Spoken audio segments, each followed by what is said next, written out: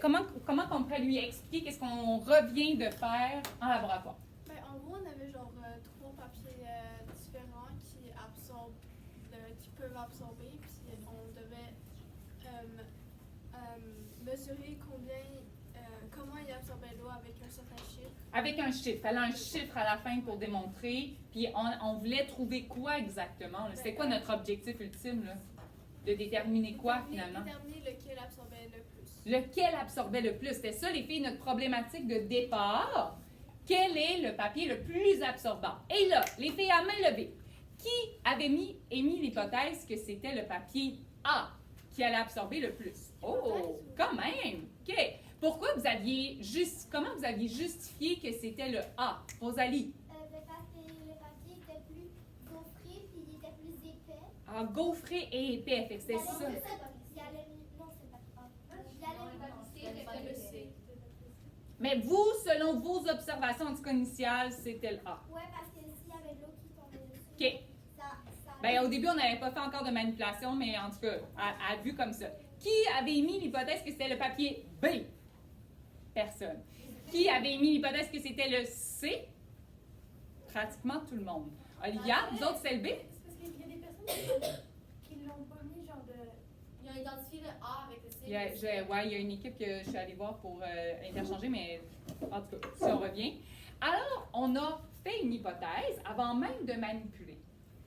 On a émis cette hypothèse-là en la justifiant, pas juste parce que moi j'avais dit un peu à la blague, il sent vraiment bon, mais c'est pas une justification scientifique. Il fallait trouver quelque chose de plus solide. Et là, les filles, vous avez écrit des manipulations. Vous avez écrit un protocole avec un chiffre, avec un verbe à l'infinitif, avec quelle quantité, à l'aide de quel instrument, en ordre, un après l'autre, en venant marquer même votre liste de matériel que vous allez utiliser. Et il fallait trouver une façon de déterminer lequel était le plus absorbant, mais il fallait le prouver, les filles, hors de tout doute, avec une preuve chiffrée, une mesure quantifiable, une quantité. Maintenant, vous avez recueilli des données, les filles. Il y en a qui ont pris des données de temps, en secondes. C'est combien de temps que ça prenait pour absorber une quantité? Il y en a qui ont mesuré des quantités, qui ont remis une quantité d'eau, qui ont mis leur papier à l'intérieur pour voir quand il allait ressortir, il en reste combien. Les filles en arrière, il y en a qui ont... Vous serrez ça, s'il vous plaît?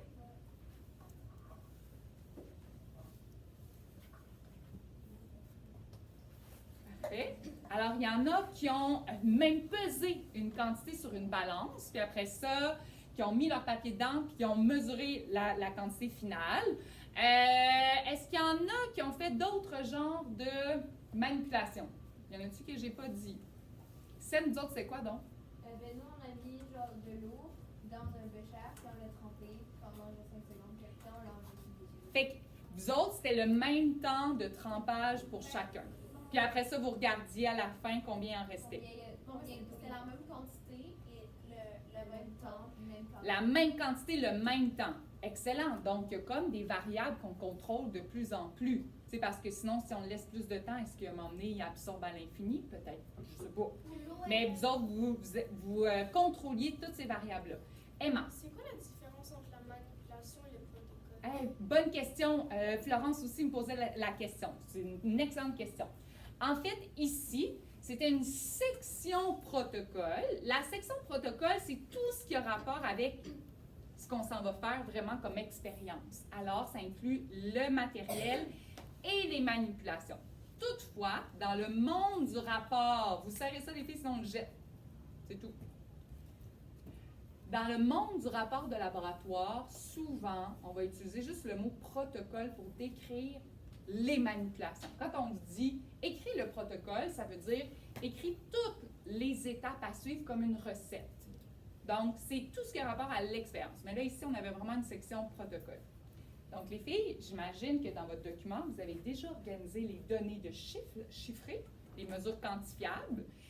Et là, votre analyse, vous avez pu ressortir lequel était le plus absorbant. Répondre à votre problématique en levant la main. Qui a démontré, hors de tout doute, avec un chiffre à l'appui, que le papier absorbant, le plus absorbant était le A? Oh! Je pense qu'on les a switchés. Pour moi, vous les avez switchés. Qui démontré que le plus absorbant était le C? Wow! Tout le monde. Alors, peut-être qu'il y a eu un petit mélange, c'est pas grave. Alors, les filles, peut-être que, justement, puisque tout le monde, on avait des tests, il y en a qui se ressemblaient, mais ils étaient majoritairement différents.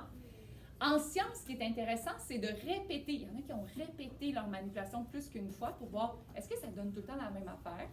Mais en sciences, dans la démarche scientifique, c'est intéressant aussi de faire l'expérience de différentes façons pour faire hey, on a-tu tout le même résultat final? On arrive-tu à une conclusion similaire? Et là, on réalise notre démarche scientifique en groupe était vraiment, vraiment haute.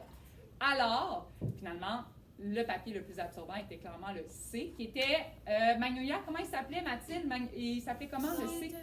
Le super méga ultra pro, là, comme il y avait quelque chose de même, là, il était vraiment, vraiment ultra absorbant. Donc, on est passé, les filles, à travers toute une série de démarches scientifiques. Je vous rappelle que pour votre examen qui s'en vient, vous avez besoin de savoir comment on écrit un protocole. Alors, un chiffre au début, un verbe à l'infinitif, on inscrit la quantité, l'unité de mesure au besoin et la substance qu'on mesure avec quel instrument au besoin. Donc, en gros, c'est ça. Puis vous devez une personne par équipe. La personne qui a rempli le document me le déposer sur Classroom. J'ai mis la date limite demain parce que normalement, vous devriez pas mal l'avoir toute complétée en classe. C'est ça. Si c'est pas vous qui le déposez, ben c'est à vous. C'est votre responsabilité. Si c'est pas vous qui le déposez, d'aller m'écrire. Bonjour, Simone Langlois l'a déposé pour moi. Je suis en équipe avec Olivia Perron, etc. Sinon, je vais vous dire. Votre document est manquant. Vous avez la note 0. Là, ça, c'est moins fun. Mia. Moi, j'ai 2 questions. Je suis en équipe avec qui? Avec personne. OK. Et un protocole, quelque chose que je comprends pas, c'est est-ce que comme on fait juste écrire qu'est-ce qu'on a besoin ou comme les démarches à suivre? Ce que tu as besoin, je pense que ce que tu veux dire, c'est le matériel, ce que tu as besoin, puis vraiment les manipulations. Là, c'est toute la démarche étape par étape. C'est un peu comme dans une recette, les ingrédients, le matériel et la recette. Alors, c'est comme numéro 1, verser l'eau dans le mélange. Exactement. Tu as tout compris. Ouais.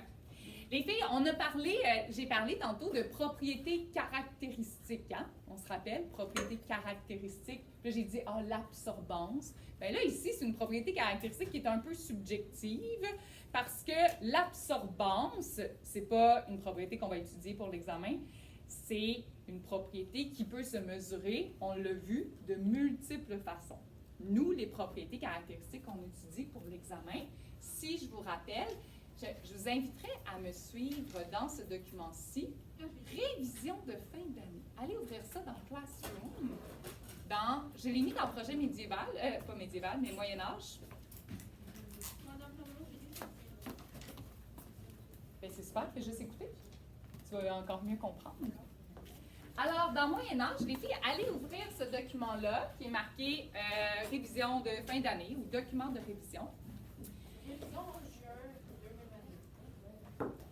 Et je vous invite à aller.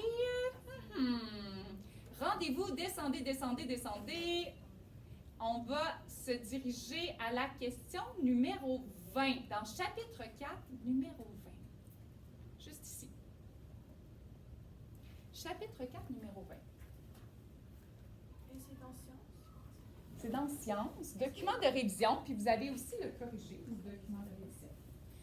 Alors, voici ce que je vous propose pour les prochaines périodes de sciences. Sen, je vais t'écouter en premier. OK. Est-ce que ça ressemblerait un peu à un examen ou pas du tout? Ça ressemblerait au genre de questions à l'examen. Ça veut dire le niveau de difficulté, comment peut se décrire la question. Toutefois, l'examen ne sera jamais aussi long que ça.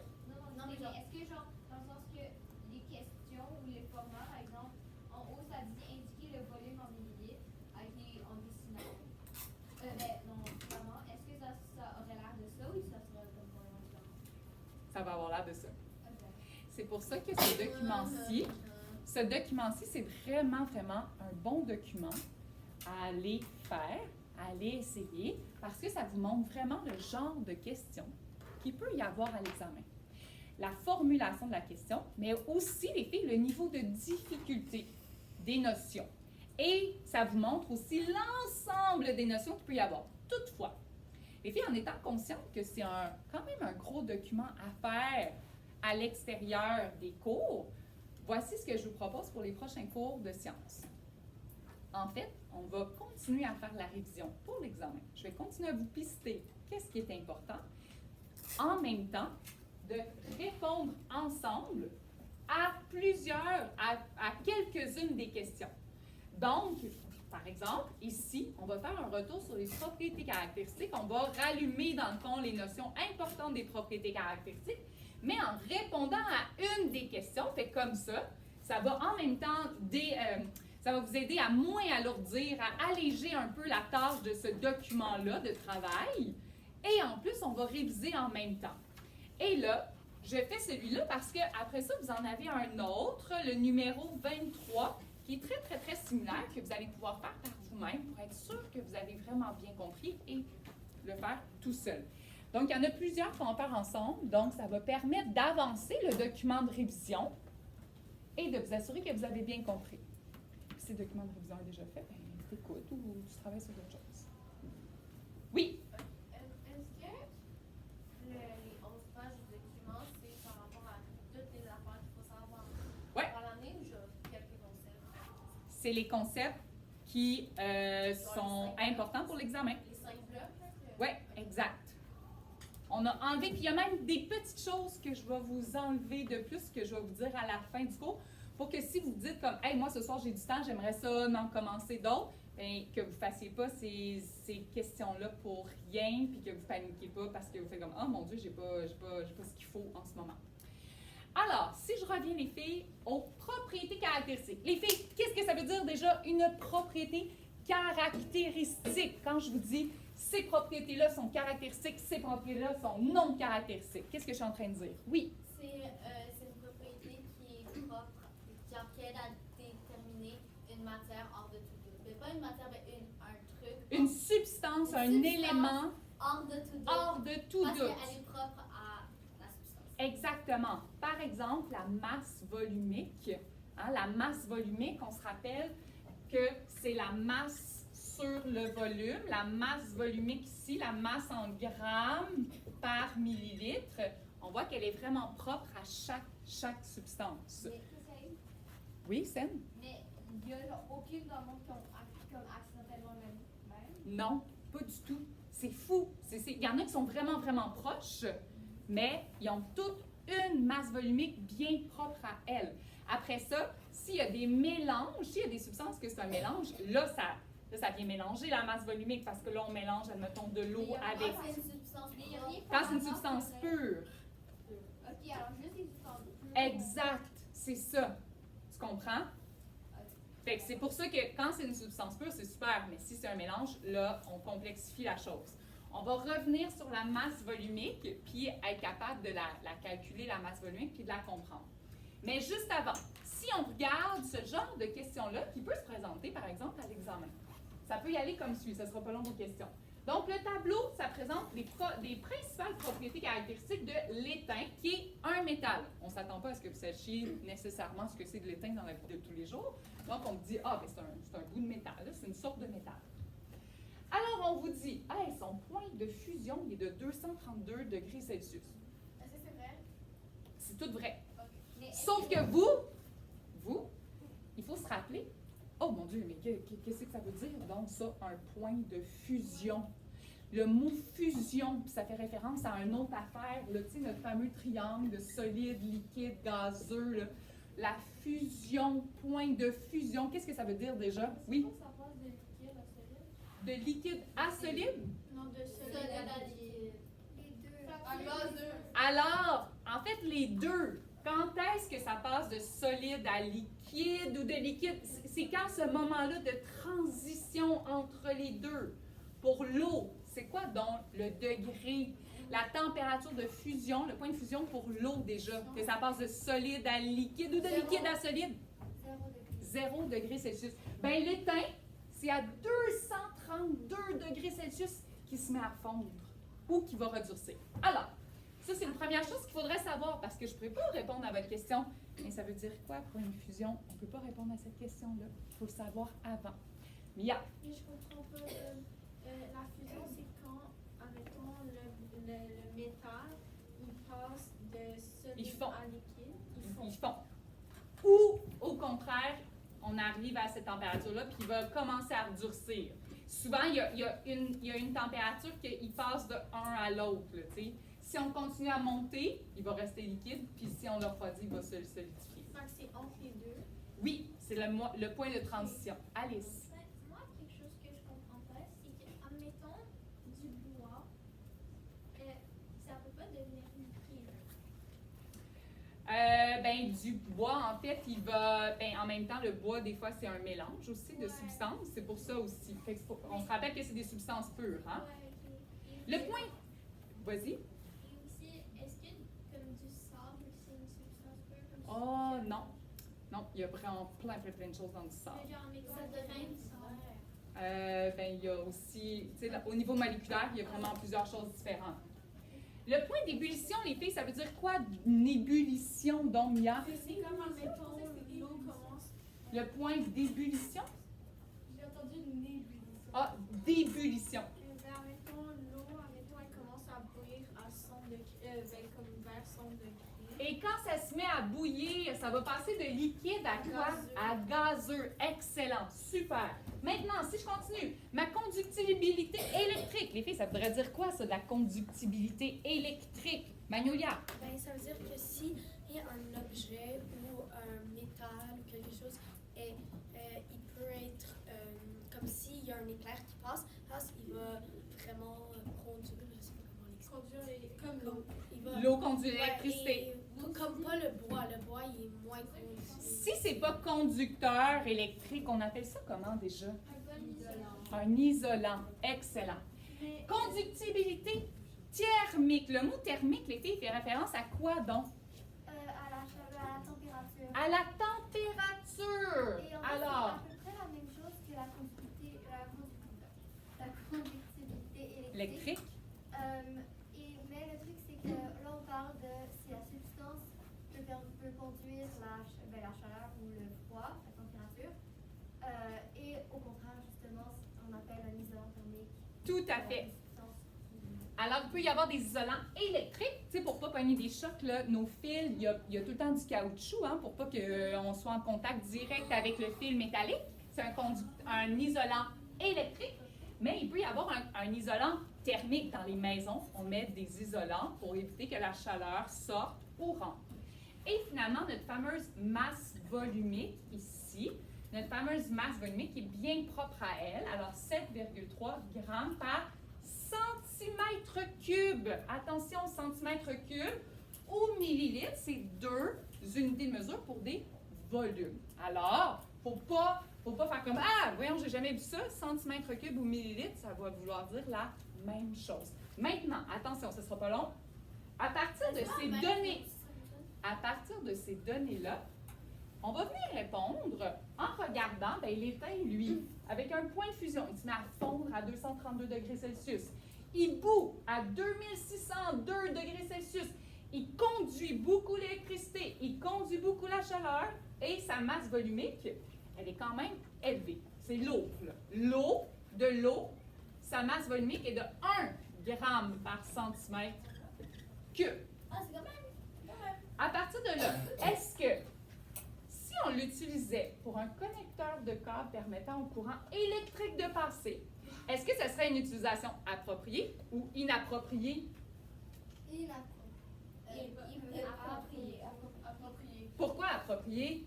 C'est conducteur. Ben parce qu'il est vraiment, vraiment conducteur. Bonjour, mesdames. Bonjour, on a des billets à donner à Alice. Pour Alice le- qui? Alice. Bon, B. Est-ce qu'il y en a d'autres? Non, ben il y a D'accord. Emma, mais ses parents sont venus les chercher. Parfait, excellent. Merci beaucoup.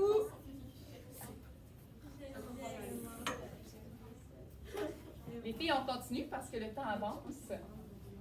Si on regarde, est-ce que l'étain, est-ce que ça peut être une bonne utilisation ou une mauvaise pour de l'équipement qui doit résister à des températures supérieures à 300 degrés Celsius. Non.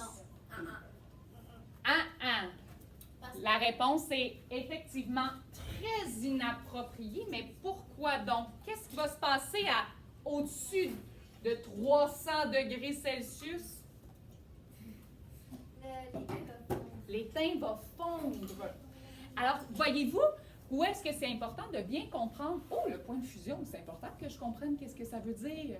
Parce que c'est pas une bonne utilisation, parce qu'il fondrait. Ça serait vraiment une catastrophe.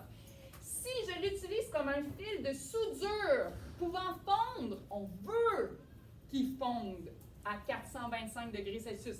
Est-ce qu'à ce moment-là, ça serait une bonne utilisation ou non? oui, parce que ils font à 230 degrés. Exactement. Super. Mais Si, je vais terminer ça, si on l'utilise pour une paroi rigide séparant des substances, mais qui permet un échange de chaleur entre elles, est-ce que ça serait une bonne ou une mauvaise utilisation? Moi, je dirais que oui, parce qu'habituellement, la température ambiante n'atteint pas 232 Celsius.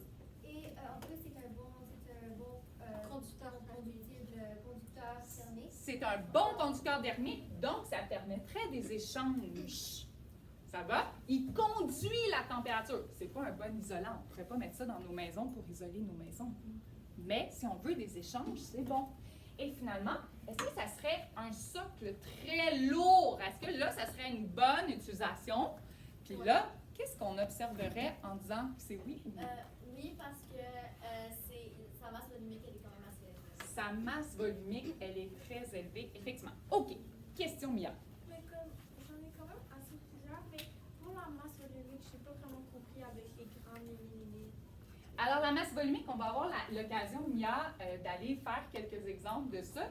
Mais, par exemple, tu sais, si on vous dit « Hey, moi, j'ai une substance inconnue devant moi. » Et je mesure sa masse. Puis là, je regarde sa masse sur une balance et j'obtiens 3,8 grammes. Et là, pour avoir la masse volumique, il faudra aussi que je mesure quoi? Par combien de centimètres? Par combien de centimètres cubes? Ou encore, nous, on utilise quoi en sciences déjà? En millilitres. Mais si c'est pas liquide. Mais si c'est pas liquide, comment je fais pour mesurer les filles, le volume d'un solide qui n'est pas vraiment régulier? Là? Comment je fais déjà, Simone? Tu prends un sème gradué, là, tu mets de l'eau, là, tu regardes ça à combien, puis après tu mets le dans l'eau, puis si ça a remonté de combien, non, c'est pas ça a remonté de combien, c'est La différence de volume, excellent. Non, Et c'est ça, pas c'est exactement super important ce que vous Il y a- venez il y a d'expliquer une- vite, là.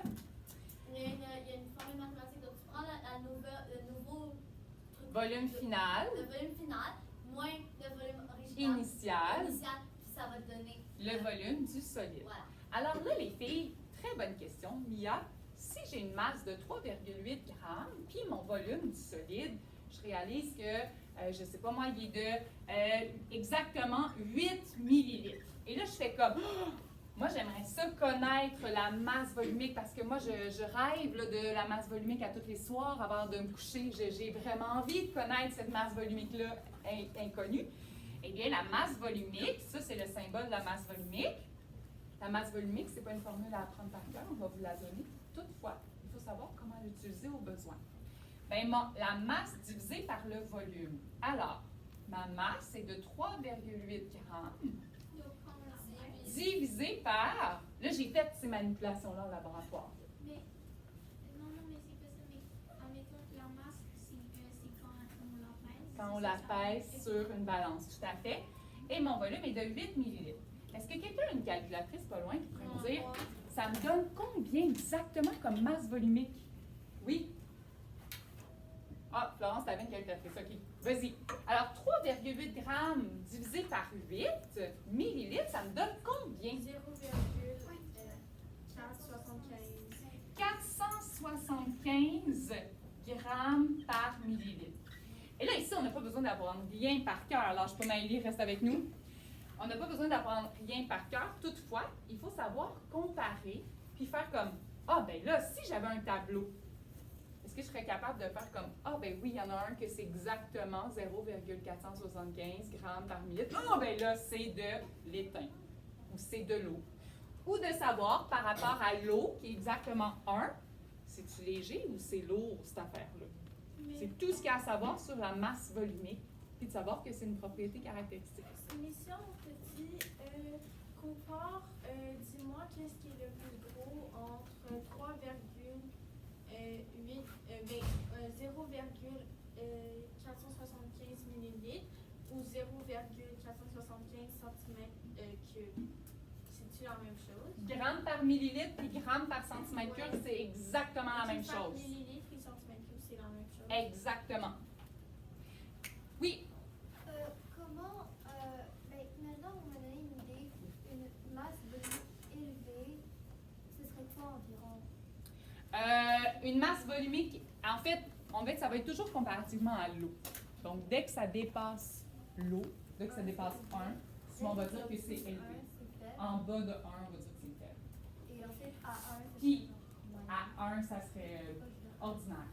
Puis, dans le fond, les filles, si la masse volumique est plus grande que l'eau, qu'est-ce qui va se passer avec cette affaire-là si on la met dans un bocal d'eau? Ça va déborder. Ça va couler. Parce que c'est plus lourd que l'eau. Et si, au contraire, sa masse volumique elle est plus petite que l'eau, elle va flotter. Pas comme le Titanic, t'as raison. Comme les barques, toutefois. Bien joué. Les filles, la prochaine question que j'aimerais faire avec vous, c'est cette question-ci. On est allé parler de guerre, des papiers absorbants. Allez dans le chapitre 5, la Terre. On est allé parler de guerre des papiers absorbants et nécessairement, vous avez travaillé avec de l'eau. Vous avez travaillé avec de l'eau. Et là, ça fait référence à quelque chose que vous avez sûrement, j'espère, travaillé ou entendu parler pendant votre primaire ou dans la vie en général. Mais c'est quand même important de raviver ces souvenirs-là pour savoir le nom exact. Et pour être capable de répondre à cette question-là, les filles, je vous invite à ouvrir votre cahier conquête à exactement la page 191. Où je vais vous inviter à mettre un post-it, à plier la page, à faire une étoile sur cette image-là ici. Page 191.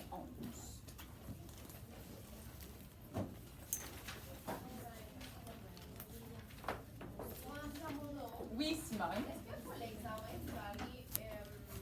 Est-ce que vous allez. Parce que ça fait. Oh, ta question n'est pas encore complétée, là. Ça fait comme. Ça fait genre 2 cours qu'on fait ça, mais est-ce que toutes les pages que vous nous avez montrées et dit qu'elles étaient importantes, c'est sur toutes ces pages-là qu'on met des post-it? C'est toutes ces pages-là qu'il faut mettre des post-it. Je comprends pas ta question, Simone. C'est quelle page? Vous avez... Alors, pour votre étude, Simone, juste pour faire un petit retour, là, pour votre étude, vous avez une feuille d'étude qui vous montre tous les concepts importants. Fait que là, moi, avec vous, je vous accompagne dans cette étude-là pour vous montrer, hey, au lieu de relire puis de refaire tous les exercices de ce chapitre-là ou de ce concept-là, moi, je vous dis, hey, ça, cette partie est particulièrement importante. Ça, c'est particulièrement important. Et après ça, c'est à vous de faire comme, OK, comment j'organise ça? Est-ce que j'essaye de retranscrire, de me faire un réseau de concepts avec ça? De relire comme il faut, de reformuler dans mes mots les définitions, d'aller peut-être revoir mes exercices que j'ai faits et ou de venir faire le document de travail, le document d'études que je viens de vous déposer. Fait que ça, c'est toutes les façons de vous préparer. Exact. Là, en ce moment, vous êtes en train d'étudier, là, en ce moment-là. Là, on est en train d'étudier ensemble pour l'examen. Ça ne veut pas dire que vous n'avez pas d'en faire à l'extérieur. Sauf que, moi, c'est ce que je vous ai dit tantôt, on profite des cours de sciences pour avancer votre étude et aussi vous permettre d'avancer votre document de travail qui est une affaire à faire en vue de l'étude. Est-ce que ça répond à ta question? Ouais. Parfait. Fait que j'essaie vraiment, les filles, mon but, là, moi, là, c'est de vous alléger le plus possible et que vous vous sentiez le plus près possible pour arriver à l'examen, que vous fassiez comme « Ah, ben oui, on a parlé de ça la semaine passée. Ah, ben oui, il y avait ça. Ah, ben oui, il y avait ça. » Puis que ça devienne... mon but, c'est que ce soit le plus facile possible pour vous. Est-ce que le document est obligatoire? 191. Le document de travail de révision de fin d'année La révision, c'est pas obligatoire, mais c'est fortement suggéré. Dans le sens que, si jamais vous lisez une question, puis vous faites que ça c'est facile, tu réponds dans ta tête, tu vas voir le corriger, c'est exactement la même chose, puis là, passe à la prochaine question. Essaie de voir, mais au moins, je te suggère fortement, Sen, d'aller voir un peu l'ensemble des questions pour, de un, t'assurer que tu as bien compris la notion, puis que aussi tu as un exemple de comment on pourrait poser la question dans ce genre de notion. Tout à fait. Ouais. Mais sauf que si moi, je vois qu'il n'y a rien d'inscrit dans ton document, puis si je m'en vais m'asseoir avec toi, puis je te pose des questions, puis que ça fait comme puis tu es capable de me répondre à rien, je vais faire comme oh, attends un peu, on va s'asseoir ensemble, puis on va travailler vraiment fort. Mais si tu es capable de me répondre à tout, je vais faire comme merveilleux, tu as trouvé des stratégies qui étaient propres à toi. C'est parfait. Marie-Rose. Est-ce que les examens ils vont être de combien de pages? Et si c'est pas exact, genre le nombre de pages, combien d'à peu près d'exercices? Combien de questions? Ouais. Ah, je sais pas. Mais Même d'habitude, question. c'est à peu près 4 pages, comme 4 pages recto verso? à peu Non, près mais 3 pages normalement, recto c'est verso. genre Je sais pas 5, trop, là. comme, mettons, pas recto, oui, recto verso. Toi, tu as une grande expérience d'examen de fin d'année Non, de mais sciences? Oui, l'examen de Noël, des genre, Ouais, mais peut-être, genre 4-5, peut-être pas, je sais pas. mettons 5 pages. Tout ce que je peux vous dire, les filles, en fait, là, au lieu du nombre de pages, je vous rassure d'une chose. Si on vous donne 2 heures pour faire l'examen, puis vous pouvez sortir après 1h10, habituellement, c'est que Parce qu'il n'y a pas de questions. après 1h10, il y en a quand même plusieurs qui vont sortir après 1h10. Et qu'en 2 heures, vous avez en masse de temps pour réaliser, puis il y en a même qui ont droit à du temps supplémentaire. Si jamais en 2 heures, si vous n'avez pas le droit à du temps supplémentaire, vous n'y arrivez pas, et c'est parce que peut-être que vous êtes vraiment pas bien préparé, puis qu'à chaque question, vous faites comme « Ah, mon Dieu! » Puis là, vous passez une demi-heure à essayer de voir la Mais si question. c'est le stress, Bien, ça aussi, ça s'apprend, ça se gère. Alors, aussi, tu sais, ça, c'est une stratégie à l'examen. Si vous réalisez que vous bloquez, vous faites comme « Oh mon Dieu, oh mon Dieu, oh mon Dieu! » On passe à l'autre. On passe à l'autre. On y reviendra. On met une étoile à côté pour ne pas l'oublier, ne pas oublier d'y revenir. Mais on passe à l'autre question. Des fois, il y a une question qui va débloquer. Puis là, des fois, ça débloque, puis ça vous redonne confiance. Ça fait comme « Ah oui! » Ou même, des fois, il y a une question, vous arrivez, vous faites comme « Oh oui, c'est le mot que je cherchais tantôt qui peut m'aider. Oh oui, c'est le mot de vocabulaire que, tu sais, ça déclic. » Alors, n'hésitez pas à poursuivre votre examen jusqu'à ce qu'il y ait une question que « Ah oui, c'est vrai! » Les filles, on fait juste continuer là-dessus. Cycle de l'eau, c'est quelque chose que vous avez sûrement vu autrefois, mais on va juste prendre le temps de ramener le bon vocabulaire scientifique en tête. Alors, dans ce beau cycle, ça le dit, hein? C'est un cycle, il n'y a pas un début et une fin. Alors, quand on analyse une goutte d'eau, rien ne se perd, rien ne se crée, tout se transforme. Elle fait juste se déplacer. Alors, si on part, par exemple, de nos océans, de nos lacs, ici on a plein de lacs au Québec, bien à ce moment-là, l'énergie du soleil, la première étape de ma goutte qui commence ici, bien à ce moment-là, ça va être de l'évaporation. C'est une question sur l'évaporation, c'est une question sur l'examen, les filles? c'est une question. C'est pour répondre à Marie-Rose qui pense que ça allait stresser la. OK, vous voulez la rassurer? Oui. Allez-y. OK. Ben, moi, ce que je faisais autrement avec mes examens, la plupart du temps, je commençais par la fin, parce que souvent, la fin, c'est les questions qui prenaient plus de temps à répondre, et qui étaient les plus longues. Fait que là, ce que tu faisais, vu que C'est une bonne stratégie. Vu que c'était la question qui prenait la plupart du temps comme le plus d'énergie, ben, tu commençais par là, comme ça. Au début, tu étais tout concentré, puis là, tu commençais par les questions les plus difficiles. Comme ça, tu montais ton examen, et après, tu arrivais avec des questions super faciles. Et aussi, il faut penser optimiste et positif, pas négatif. Bien joué. Sen, est-ce que tu voulais ajouter quelque chose? Non, mais j'ai une OK. question. Vas-y. Est-ce que c'est en lien avec le cycle de l'eau? Genre, c'était votre commentaire de rien ne s'écrit. Ah oui! C'est Ouais. comme l'énergie. Ouais, ok. Mais ça va être un peu dumb ma question, mais dans le sens que genre, comme, on grandit, right? Oui. Le franglais. Parce qu'on on fait partie des vivants, puis c'est une des caractéristiques du vivant. Oh, c'est bon. L'évolution. Mais comme, si, parce que genre la population augmente, et puis genre la planète elle devient pas plus petite, genre, on vient de où? Dans le sens que, comme, si Mais tu c'est viens les parents. s'écrire, mais ton père n'est pas plus petit quand tu Ils se grandis. transforment, tes parents. Dans le sens que, genre, on vient de où? ça fait Genre, OK, mais cette phrase-là, saine, en fait, elle est... OK, je comprends ce que tu veux dire. C'est une phrase chimique qui est, dans le fond, c'est l'analyse au niveau moléculaire. Alors, quand on regarde toutes les molécules que sur la Terre, rien ne se perd, rien ne se crée, tout se transforme. On a créé À l'intérieur de nous, on est un être vivant nouveau, là. Sauf que les molécules qui nous composent étaient ailleurs, sous une autre forme, quelque chose avant. Donc, il y a eu comme une régénération. C'est ça qu'on veut dire, en fond. Ils n'ont pas été créés. Mais les filles, là, c'est une super de belle question. Une très belle question scientifique et philosophique, sauf qu'en ce moment, malheureusement, on n'a pas le temps de s'y attarder. Donc, ça serait super le fun d'y revenir plus tard. D'accord?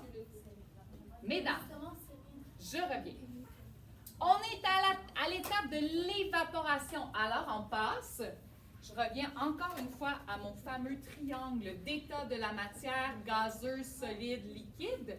On passe de l'état liquide à l'état gazeux. Merci. L'océan, les filles en arrière, s'il vous plaît, il y en a qui essaient de se concentrer. L'océan, il y a de l'évaporation ici, mais il y a aussi une autre forme d'évaporation par tous les végétaux et on appelle ça de l'évapotranspiration. Alors, les végétaux perdent de l'eau quand il y a beaucoup de chaleur et tout ça, dans le fond, va passer de l'état liquide à l'état gazeux pour arriver dans l'air au niveau de la condensation. Alors, la condensation va former tous les nuages dans le ciel, va former vraiment la couche plus dans le fond, condensée. Et ça se condense, ça se condense, ça se condense, jusqu'à ce qu'à un moment donné, ça devienne tellement lourd et un changement de température, probablement, pour qu'il y ait des précipitations sous forme de pluie, sous forme de neige, sous forme de grésil, tout ce que vous voulez. Une fois que les précipitations sont descendues, bien là, les filles, l'eau va toujours s'écouler du point le plus haut vers le point le plus bas. Toujours, toujours, toujours. Alors, il va y avoir du ruissellement par des rivières qui vont arriver dans des lacs, ou encore, ça va s'infiltrer dans la terre pour faire une circulation souterraine. Il y a des villes entières, les filles, qui prennent leur eau par des nappes phréatiques.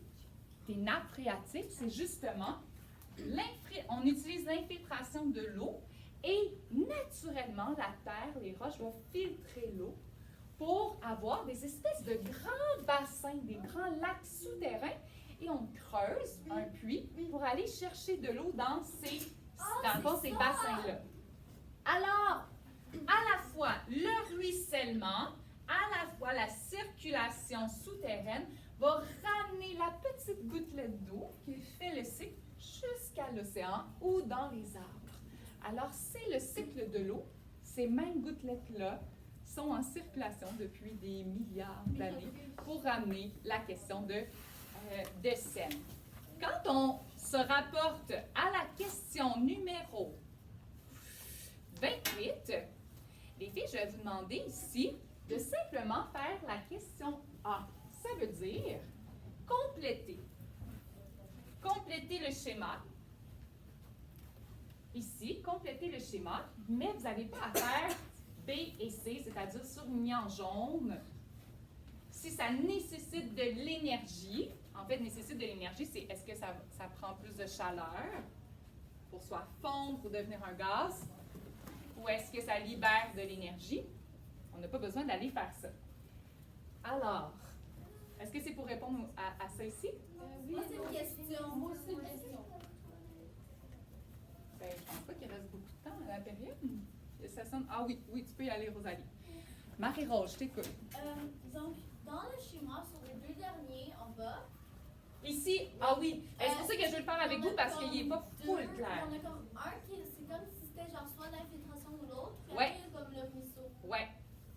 C'est pour ça que je le fais avec vous parce que... mais il y a comme une flèche ici là, qui apparaît vraiment pâle. Là. Fait que, tu sais, c'est celle-là ici.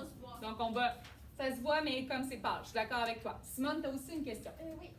Est-ce que les cénotés, c'est comme des bassins d'eau souterrains? Non, les cénotés, c'est pas les affaires qui descendent là, ou qui montent, là. C'est pas ça, les cénotés? Ouais, des cénotés, c'est genre des bassins d'eau dans le sol, puis après ça fait genre des trous, puis là, on peut aller visiter. T'en as-tu déjà visité, toi? Oui, on a déjà Ah, c'est pour ça que tu sais c'est quoi? Ouais, c'est ça. Ah, c'est cool! J'imagine que ça doit être dans cette formation-là. Genre, tu peux Ouais, te baigner, mais c'est vraiment froid. c'est chouette. Alex, est-ce que tu peux nous aider dans ce schéma-là ici? J'avais aussi une Vas-y. question, en fait. Ma question, c'est nous qui buvons de l'eau, à un moment, l'eau va pas s'épuiser. Ben, en fait, c'est une bonne question. L'eau potable peut s'épuiser parce qu'on la boit plus qu'il y en a. Toutefois, la molécule d'eau va se remettre en circulation parce qu'on va uriner, parce qu'on transpire, parce que tout ça ramène les gouttelettes d'eau dans la nature. Tu comprends? Fait qu'on boit, éventuellement, on boit peut-être la gouttelette d'eau qu'on a déjà bu autrefois. Je sais pas. Les filles, ici, on commence. Moi, j'aime toujours ça, les filles, quand je regarde ce schéma-là, j'aime toujours ça commencer par... Mathilde, j'aimerais ça prendre ça, s'il vous plaît. Tu peux lancer. OK. Merci. Alors, ici, moi, je vous suggère toujours de commencer par lui qui vous paraît le plus évident. Alors, je ne sais pas s'il y en a un pour vous qui paraît le plus évident. C'est lequel? Évaporation. Ah, moi aussi, c'est souvent par lui que je commence. Ce qui monte. Ah, il y en a qui commencent par condensation. Alors, moi, quand je vois l'évaporation, donc quand ça part de l'eau et que ça vient monter, je le trouve le plus évident. Mais aussi, si j'ai de l'évaporation là, j'ai souvent une flèche juste à côté qui part des arbres. Alors, c'est l'évapotranspiration. Excellent. Et là, on arrive, quand ça transpire, quand il y a de l'évaporation, Nadine, j'arrive à la condensation, j'arrive au nuage. Donc, c'est des mots de vocabulaire. Il faut juste ramener dans notre tête, il faut savoir. Et une fois que ça se condense, il y en a de plus en plus, la température, elle change. Bien là, à ce moment-là, Alice, on va juste terminer ça, puis après ça, je vais prendre ta question. Est-ce que tu peux me dire qu'est-ce qui se passe? Qu'est-ce qu'on a mis des précipitations? Oui, bien joué. Alors, on est dans cette flèche-là ici. Précipitation. Des précipitations. Le truc, c'est que là, c'est comme de la circulation d'eau. Non, Il y a ruissellement. Ici, là? Ouais, c'est ça. Alors, ici, dans le fond, c'est cette flèche-là ici, là, Ouais. je pense. Alors, c'est comme s'il en manque une, hein? Circulation souterraine. Qu'est-ce qu'on dirait pour celle-là? Souterraine, puis le C'est deuxième, ruissellement, c'est c'est pourquoi? le ruissellement. Qu'est-ce Il y a que pas c'est de- d'après on voit vous? pas clairement s'il y a un ruisseau. Je veux juste vous dire qu'à l'examen, ça va être très clair. L'infiltration. Qu'est-ce que tu dirais, toi, Nadine? C'est ruissellement parce que Ruissellement, on est à la surface, hein? Comme un ruisseau. Alors, non, c'est Florence? ruissellement parce que Non, c'est pas du tout l'eau, elle va dans la terre et après ça s'infiltre. Oh, comment ça s'appelle quand ça rentre dans la terre? Infiltration. Alors, Florence, tu dirais quoi, toi, pour ici? Mais si c'est l'infiltration. Je dirais l'infiltration aussi. Puis là, c'est le ruissellement, c'est ça? Est-ce que ça marche? Non, Infiltration. C'est circulation souterraine. Puis ça, ici, ça serait quoi? Lui qui arrive ici? C'est par rapport à l'infiltration. Est-ce que ça fait aussi. Ça sera pas long, on va juste finir ça, puis après ça, je vais prendre ta question. Donc, le dernier ici, là, Ruissellement. ben, je pense que ça serait ruissellement aussi, parce qu'on est comme dans un cours d'eau, là, c'est comme une rivière qui arrive. Circulation souterraine, il va falloir vraiment voir un bassin sous la terre. Alors, je marquerai ruissellement. OK. Petite question, il y avait Simone. Ah, puis excuse-moi, il y avait Alice qui a la main levée depuis tantôt. Après ça, je vais prendre ta question. En fait, ça se peut que ça soit une question un petit peu stupide, mais c'est comme, je sais qu'on n'est pas exactement à cette couche-là, mais plus on se rapproche de la Terre, plus c'est chaud. Mhm. Et aussi,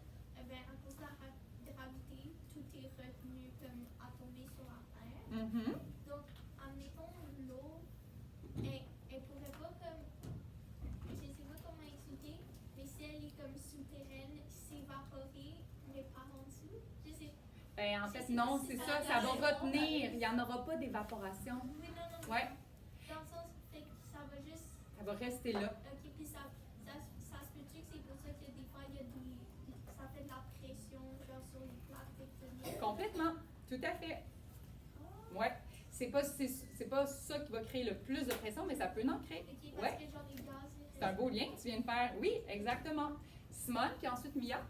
Ouais, est-ce que aussi l'infiltration, est-ce que ça peut aussi être circulation souterraine? C'est deux choses. En fait, c'est ben en même temps, oui, ça va. Ouais. C'est juste que l'infiltration, L'infiltration de la flèche courée, Oui. puis après l'autre que ben c'est pour ça. C'est parce que l'infiltration, c'est que ça va vraiment. Si Simone, si tu regardes au tableau, je suis en train de répondre à ta question. Infiltration, si vraiment les flèches sont directement de la surface vers le sol, là on infiltre. Mais si Simone, on est vraiment en train de circuler sous la terre, là on est plus dans de la circulation souterraine. Mais ruissellement, c'est quoi quand l'eau, pas qu'elle coule, mais qu'elle tombe sur genre la montagne ou sur la terre? puis Ça, après, c'est elle va du direct- ruissellement. Mais c'est quand, non, mais c'est pas quand ça va directement dans l'océan. Genre quand Le l'eau, ruissellement ou l'infiltration? Non, mais le ruissellement, ça part d'un point haut, puis ça va jusqu'à un point bas. Ouais. Puis Le ruissellement, pense à un ruisseau. On le voit avec les yeux, c'est à la surface de la terre, tandis que l'infiltration, ça s'infiltre dans la terre. On rentre dans la terre. C'est comme ça qu'on les différencie. mais pour que ça infiltre, il faut que ça. Il faut que ça quoi? Non, mais parce que Il peut y avoir un peu de ruissellement puis que ça s'infiltre un petit peu au fur et à mesure. Ça se peut. Tout à fait. Mais c'est quand même deux choses différentes. mais c'est impossible que ça juste genre ça coule sur la terre après ça va directement. Non, il va nécessairement y avoir quand même un peu d'infiltration au fur et à mesure. Est-ce que c'est ça que tu voulais dire? Ah, oui, je comprends. Oui. c'est juste que dans le dessin, il aurait dû avoir une tache dès que l'eau arrive. Oui, il manque une. Je suis d'accord avec toi. Parce que Il manque une petite case. si on aurait mis, genre, s'il y aurait eu une tasse au début, ben c'est sûr qu'on aurait mis la circulation souterraine parce que ça a plus d'une circulation souterraine que l'infiltration. Oui. Ben, en fait, infiltration et circulation souterraine, là, je les mettrais les deux ensemble.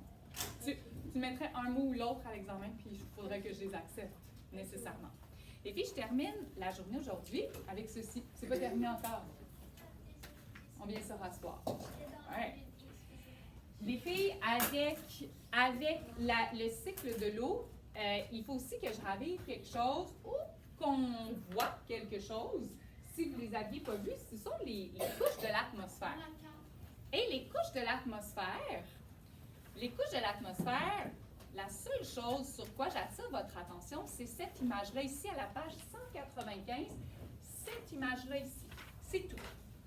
Cette image-là ici, venez faire une étoile, venez mettre un post-it.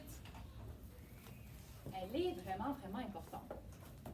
Alors, la première chose qu'il faut être capable de démystifier, d'identifier, ce sont les 4 couches de l'atmosphère. Alors, nous, on vit sur Terre. On est un petit bonhomme ici, vraiment, vraiment minuscule. On respire plein d'air, on monte des montagnes, on se promène, il y a des avions. C'est là que la majorité des nuages, avec tous les changements de météo, se font. On appelle ça, on vit, nous, dans la troposphère. Les filles, c'est pas terminé. Vous ne savez pas aux choses, il me reste encore plein de choses à vous dire. Ça va sonner quand ça va être terminé la journée. Alors, la troposphère, c'est un mot qui est important de voir. Je sais qu'il y en a plusieurs qui le voient des fois au primaire, mais peut-être que c'est nouveau pour vous. Ensuite, donc, la troposphère, en moyenne, il fait autour de 15 degrés, mais en haut, là, où les avions là, volent, c'est vraiment froid. Juste en altitude, au sommet de des montagnes, puis on n'est pas au maximum de la troposphère, il fait vraiment froid. Alors, ça peut descendre jusqu'à moins 40, moins 50 degrés environ. Oh, je comprends maintenant la flèche. Là. Oui, c'est ça, c'est la température. Bon point. Ensuite, quand on arrive dans l'autre couche, celle finalement qu'on ne voit pas vraiment, mais une couche vraiment importante. C'est une couche qui nous protège, nous, sur la Terre, la couche d'ozone. Puis la couche d'ozone, elle est plus petite, elle est un petit peu plus mince quand on arrive au pôle Nord et pôle Sud, puis elle est plus épaisse aux équateurs. Il faut savoir aussi que la prochaine couche, Rosalie, elle se nomme la mésosphère. La mésosphère, c'est là que quand il y a des météorites qui arrivent dans notre atmosphère à nous, quand elles arrivent dans la mésosphère, les météorites brûlent. Et c'est là, dans le fond, qu'apparaissent les étoiles filantes. C'est dans la mésosphère que ça se passe. Il fait moins 100 degrés Celsius. C'est fou. Elle brûle parce qu'il y a une composition de l'atmosphère à cet endroit-là qui, dans le fond, crée une combustion avec la roche de la météorite. Oui, qu'est-ce que tu voudrais nous dire de plus, Alice? C'est pas aussi que les particules sont en mouvement, genre super rapidement, ce qui crée de la chaleur. Et ce qui crée de la chaleur. Et puis la dernière couche de l'atmosphère, la plus loin, mais aussi c'est la plus grande et c'est celle qui est en contact après ça avec l'espace. On n'est pas encore dans l'espace. On l'appelle la thermosphère. La thermosphère, moi, c'est celle que je trouve la plus intéressante parce que c'est là où se passent des aurores boréales. C'est aussi là qu'il y a des ondes radio ou des satellites qu'on envoie autour de la Terre. On est encore dans la thermosphère. Une fois qu'on sort de la thermosphère, mettons qu'on envoie une navette spatiale, il faut qu'elle passe à travers la navette spatiale, à travers la troposphère, la stratosphère, la mésosphère et la thermosphère. Une fois qu'elle traverse tout ça, là, elle arrive dans l'espace. Et là, il n'y a plus de gravité. Et là, il n'y a plus de friction. Mais quand ils reviennent, les navettes, ils doivent repasser à travers toutes ces couches d'atmosphère-là. Et là, il y a énormément de friction. Et là, souvent, on voit les navettes avoir comme des flammes presque autour pour arriver. Mais c'est parce qu'il y a beaucoup, beaucoup de friction et ils doivent passer à travers des couches d'air vraiment, vraiment de nature différente. Marie-Rose? Ça prend à peu près combien de temps pour un vaisseau spatial de traverser toutes ces... Ah ben là, ça dépend de sa vitesse, là, mais ça doit être des questions de secondes, je pense. Ok, donc quand même. Ouais. Ils vont vraiment vite, les navettes spatiales. Là. Oui? Est-ce qu'il y a encore la gravité dans la